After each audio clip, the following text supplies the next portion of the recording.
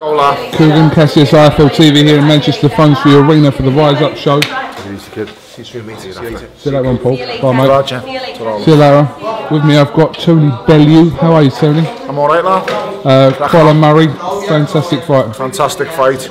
Anthony was brilliant. You know, you've got what the biggest thing of that is you've got to give Anthony so much credit for sticking to his game plan. Because I've been in fights like that, and it's so easy to get involved in a war because you feel like you're losing rounds. But what he done is he didn't get involved in that war. I think he was happy to give up a few of them first early rounds, and then what he done is he came down the stretch, like I predicted on the radio this afternoon. He come in down the stretch, and you know, Murray came into CROLLA's territory in the late rounds, was where CROLLA shines, and you know, he got rid of his man in the end. CROLLA is the king of Manchester. How did you have the fight leading up to the 10th? Leading up to the 10th, I did have Murray ahead, but like I said, he expended that much energy in them first 6 that it was inevitable he was going to fall apart. It was like someone had switched a switch on his back in the 7th round, and it's like the life had gone out of him. I just think he expended so much energy in the build-up, you know, just in everything. His whole demeanour, he was just, when he got in the ring, he looked like a man possessed. And I think he was fighting on adrenaline for the first 6 rounds, he really was, because there was no kind of method to his work rate. It was just, he just got in there and thrown punches for the sake of throwing them. Whereas Ant, that was one of winning him rounds, yeah, but Ant was using his brain, the jab, marking him up, coming away on angles.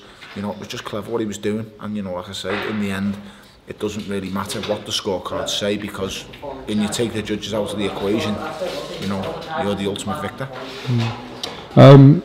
Scott QUIGG destroyed Murray. His side 2 rounds looks very impressive tonight, but now we want to see Scott QUIGG in some very big fights. He's had a couple of fights now since being WBA champion. Would you like to see him in some huge fights now? Yeah, I think we all want to see Scott QUIGG in big fights, because you know he's a quality competitor and he's a good fighter, mate. So you know we all want to see him in big fights. But listen, big fights aren't made overnight. They take time to make.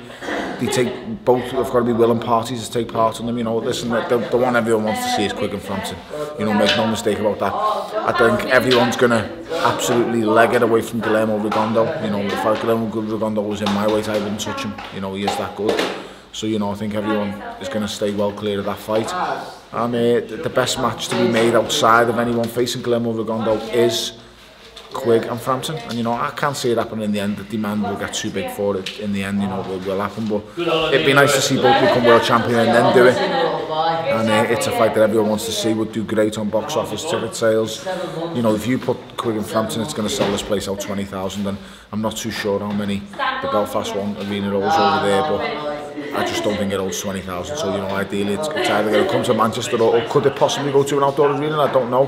What I do know is it's a massive fight, and I know both fighters are going to want to take part in it. Absolutely. Have you had any talks about your next fight with Mr. Hearn?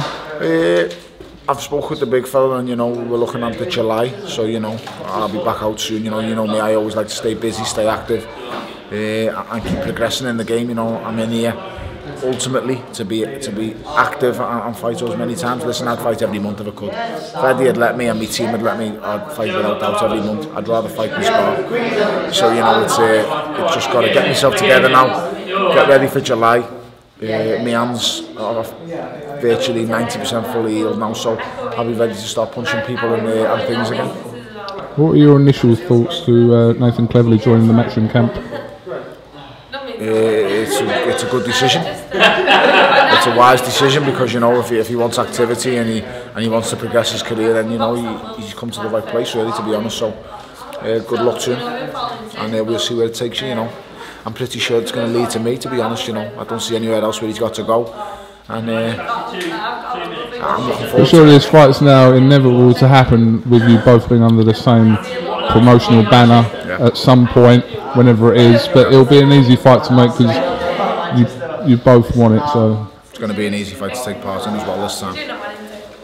Okay, we shall see.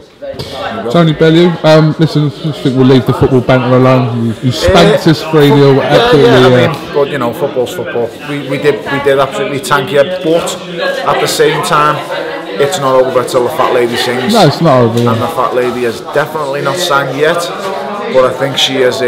She's wrote the lines, but she hasn't sang them yet. So you know, I'm just going to leave the football banter. Big day tomorrow, isn't it? You're home to Man United, we're away to Hull. Absolutely huge. I mean, Steve Bruce doesn't play the best football, and Arsenal, you know, are on a bit of a bad patch, but made it better with that last win, coming back, you know.